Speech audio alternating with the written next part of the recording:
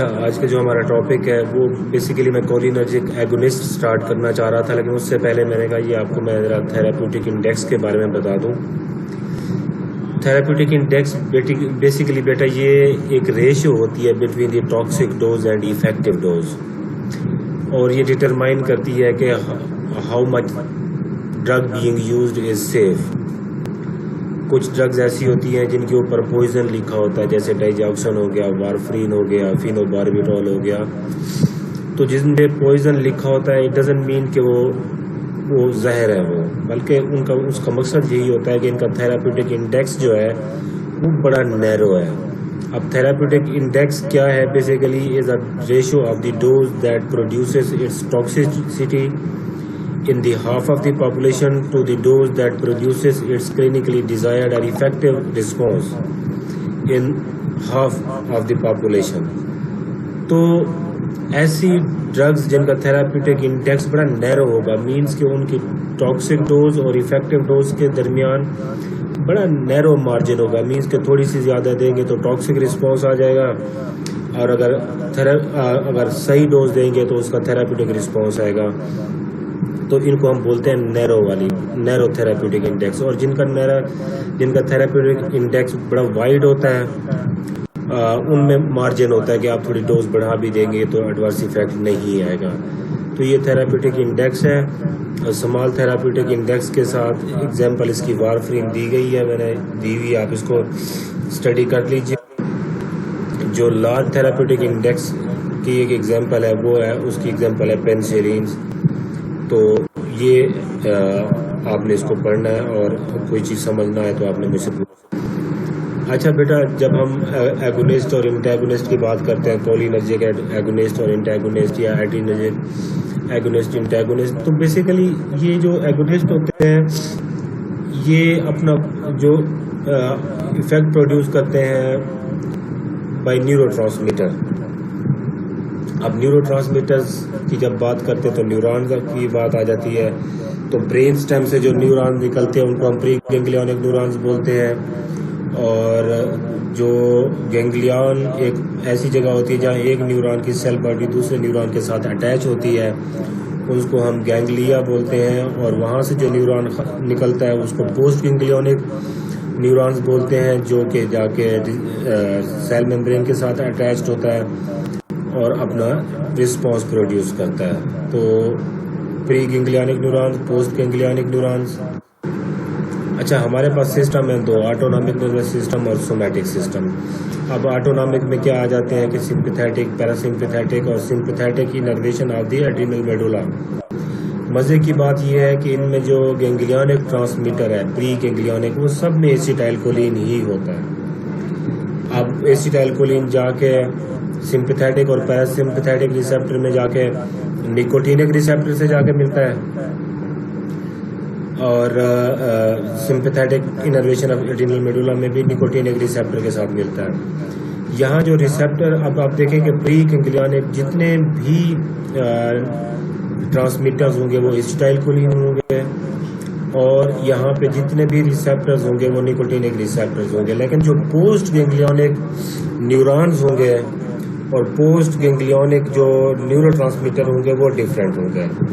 जैसे post ganglionic neurotransmitter जो parasympathetic nervous system का है वो है एसिटाइलकोलिन, यानी कि जो भी चीज़ आके बाइंड करेगी निकोटिनिक रिसेप्टर में पैरासिम्पैथेटिक नर्वस सिस्टम पे, वो एसिटाइलकोलिन ही आगे खारिज करेगा। इसी तरह सिंपैथेटिक नर्वस सिस्टम पे जो भी चीज़ आके बाइंड करेगी वो पोस्ट गैंग्लियनिक में नॉरएपिनेफ्रिन ही खारिज करेगा। इसी तरह जो एड्रिनल मेडुला है ऑफ द सिंपैथेटिक इनर्वेशन, वहाँ पे जो खारिज होगी वो एपिनेफ्रिन और नॉरएपिनेफ्रिन जो है दोनों खारिज होंगे। सिर्फ नॉरएपिनेफ्रिन खारिज नहीं होगा बल्कि इसमें एपिनेफ्रिन भी खारिज होगी। ये जाके आगे अपने अपने रिसेप्टर्स पे अटैच्ड होते हैं और अपने रिस्पॉन्सेस प्रोड्यूस करते हैं। अच्छा, इसके मुकाबले में सोमैटिक नर्वस सिस्टम पे बेटा कोई प्री गैंग्लियनिक और पोस्ट गैंग्लियनिक न्यूरॉन्स और रिसेप्टर्स नहीं होते, इवन यहाँ गैंग्लिया ही नहीं होता।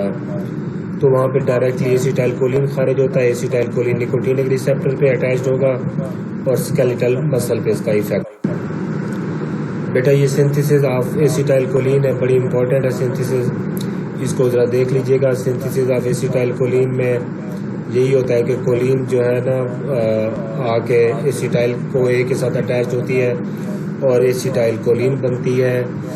ये जो कोलिन आके अटैच होती है इसको इनहिबिट किया जा सकता है हीमोकोलोनियम से। दूसरा इसका स्टेप ये है कि Uptake into the storage vesicle, ये आपके सामने वेजिकल बनी हुई है। तीसरा इसका स्टेप ये है कि रिलीज ऑफ न्यूरोट्रांसमीटर, ये जो एसिटाइल कोलिन बनती है ये वहाँ से रिलीज़ होती है वेजिकल से।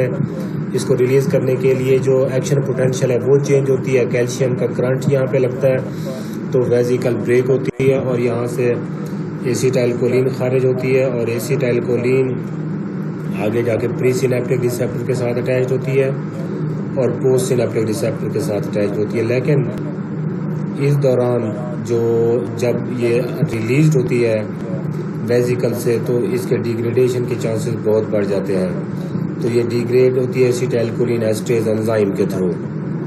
तो हम क्या करते हैं, एसिटाइल कोलिन एस्ट्रेज इनहिबिटर भी यूज़ करते हैं ताकि एसिटाइल कोलिन को रीसिंथेसाइज किया जा सके। अब ये क्या काम करते हैं, जब ये कोलिनर्जिक रिसेप्टर्स, इसकी फैमिली में दो रिसेप्टर्स आते हैं, एक आते हैं मस्करीनिक रिसेप्टर और दूसरे हैं निकोटीनिक रिसेप्टर। अब muscarinic receptor basically G protein coupled receptors होते हैं और ये 5 तरह के होते हैं, M1, M2, M3 receptors, M4 और M5 भी होते हैं लेकिन जो इतने प्रोमिनेंट नहीं होते हैं। अब ये मौजूद कहाँ पे होते हैं? These receptors are found in the ganglia of the peripheral nervous system on the autonomic effected organs such as heart, smooth muscles, brain and exocrine glands. Although 5 subtypes are found on the neurons, M1 receptors are also found on the gastric parietal cells, M2 receptor on the cardiac cells and smooth muscle cells, and M3 receptors on the bladder and exocrine functions, exocrine glands पे और smooth muscles पे ये मौजूद होते हैं। Mechanism of acetyl choline transduction, जैसे आपको कहा कि ये जी प्रोटीन कपल रिसेप्टर के थ्रू करते हैं तो डाइएसाइल ग्लिसरॉल और IP3 बनते हैं। IP3 causes an increase in intracellular calcium concentration and then interact to stimulate or inhibit the enzyme to cause hyperpolarization, secretion or contractions। तो जी protein mediated couple receptor reaction होता है इसका जब भी drug bind करती है मस्करीनिक रिसेप्टर। ओके, अब आ जाते हैं हम एगोनिस्ट पे के जैसे फास्ट करो के मस्करीनिक एगोनिस्ट में pilocarpine is an example of non selective muscarinic agonist used in clinical practice to treat xerostomia and glaucoma. बेटा जीरोस्टोमिया ये होती है कि ड्राइनेस ऑफ द माउथ। जब ड्राइनेस ऑफ द माउथ हो जाए तो साफ से हमें सिक्रीशन चाहिए होते हैं। जो कोलिनर्जिक एगोनिस्ट ड्रग होती है ये सिक्रीशंस को बढ़ा देती होती है। Attempts are currently under way to develop muscarinic agonist and antagonist that are directed against specific receptor, जैसे नॉन सेलेक्टिव होते हैं इनके रिस्पॉन्सेज। अब जब आप कोई भी मस्करीनिक एगोनिस्ट देंगे तो वो M1 पे भी एक्ट करेगा, M2 पे भी और M3 पे भी। हम कोशिश अब ये चाह रही है कि हम सिलेक्टिव एगोनिस्ट और सिलेक्टिव एंटागोनिस्ट यूज़ करें कि अगर हम M1 को ब्लॉक करें तो वो सिर्फ गैस्ट्रिक पेरिटल सेल्स को ही ब्लॉक करें, उसका हार्ट पे कोई इफेक्ट ना हो या उसका एक्सोक्राइन ग्लैंड्स पे कोई, जहाँ पे M3 रिसेप्टर्स होते हैं वहाँ पे उनका कोई रोल ना रहे। तो attempts are being made and are in process. दूसरे रिसेप्टर बेटा होते हैं यहाँ पे निकोटीनिक रिसेप्टर, पहले थे मस्करीनिक, दूसरे nicotinic receptor. These receptor in addition to binding acetylcholine also recognises nicotine. अब ये देखें कि इसीलिए इनका नाम भी निकोटीनिक रिसेप्टर किया गया क्योंकि ये एसिटाइल कोलिन को तो आइडेंटिफाई करते ही करते हैं लेकिन उसके साथ साथ ये निकोटीन को भी आइडेंटिफाई करते हैं। और nicotinic receptors are composed of 5 subunits such as ligand gated ion channels and its function. वो मस्करीनिक करते थे जी प्रोटीन कपल्ड रिसेप्टर। जो निकोटीनिक रिसेप्टर है ये लाइगेट गेटेड आयन चैनल्स के थ्रू एक्ट करते हैं। तो binding of two acetylcholine molecule elicit a conformational changes that allow the entry of sodium ion resulting in the depolarization of the effector cells. तो nicotine जो है वो basically receptors are also located in the CNS as well, adrenal medulla पे भी हैं, autonomic ganglia पे भी हैं एंड द न्यूरोमस्कुलर जंक्शंस पे भी मौजूद होते हैं, इन स्केलेटल मसल्स पे भी। ओके, अब है क्या कोलिनर्जिक जो एगोनिस्ट है, बेसिकली वो इनको 3 तरह में क्लासीफाई किए जाते हैं। डायरेक्ट एक्टिंग जो डायरेक्टली जाके एसिटाइलकोलिन को मॉड्यूलेट करते हैं, नंबर 1। नंबर 2 है इनडायरेक्ट एक्टिंग जो कि रिवर्सिबल है, यानी कि अगर वो एगोनिस्ट के साथ अटैच्ड होते हैं तो फिर वो रिवर्सिबल भी हो जाते हैं। कुछ ऐसे होते हैं कि जो अटैच्ड होते हैं लेकिन इरिवर्सिबली अटैच्ड होते हैं। और फिर दूसरा ये है reactivation of the acetylcholine esterase. अब ज़्यादातर हम पढ़ते होते हैं एसिटाइलकोलिन के बारे में कि एसिटाइलकोलिन जो डायरेक्ट एक्टिंग कोलिनर्जिक एगोनिस्ट है, ये अपने रिस्पॉन्सेज कैसे produce. Acetylcholine quaternary ammonium compound है। अब बेटा इसके मैं आपको जो इफेक्ट्स हैं वो बताना चाह रहा हूँ कि सिर्फ इसका हार्ट पे क्या इफेक्ट होता है। Action of the acetylcholine on the heart mimic the effect of vagal stimulation. जब वेगल स्टिमुलेशन होती है तो हार्ट से एसिटाइलकोलिन खारिज होता है। एसिटाइलकोलिन क्या करता है, वो M2 रिसेप्टर पे अटैच होता है जो कि हार्ट के ऊपर मौजूद होता है, जिससे जो कि हार्ट रेट को कम करता है। और हार्ट रेट जब कम होगा तो इसको बोलते हैं नेगेटिव क्रोनोट्रॉपी, जिससे क्या होगा, ब्लड प्रेशर भी कम हो जाएगा। तो इसीलिए जो एसिटाइलकोलिन है इसका जो रोल है वो हार्ट रेट को डिक्रीज करता है और कार्डियक आउटपुट भी कम होगी। जब ये दोनों पैरामीटर्स कम होंगे तो अल्टीमेट सी बात है कि वहाँ पर ब्लड प्रेशर भी कम हो जाएगा।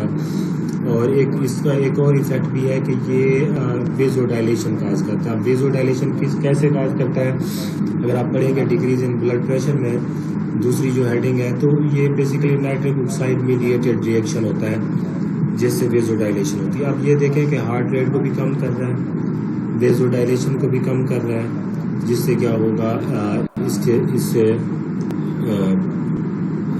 ब्लड प्रेशर कम हो जाएगा। बाकी जो रिस्पॉन्सेज हैं वो अदर्स में आ जाते हैं कि गैस्ट्रोइंटेस्टिनल ट्रैक्ट में क्या करेगा, सलाइवरी सिक्रीशन को बढ़ा देगा और इंटेस्टाइन सिक्रीशन को बढ़ा देगा, मोटिलिटी को भी बढ़ा देगी एसिटाइलकोलिन।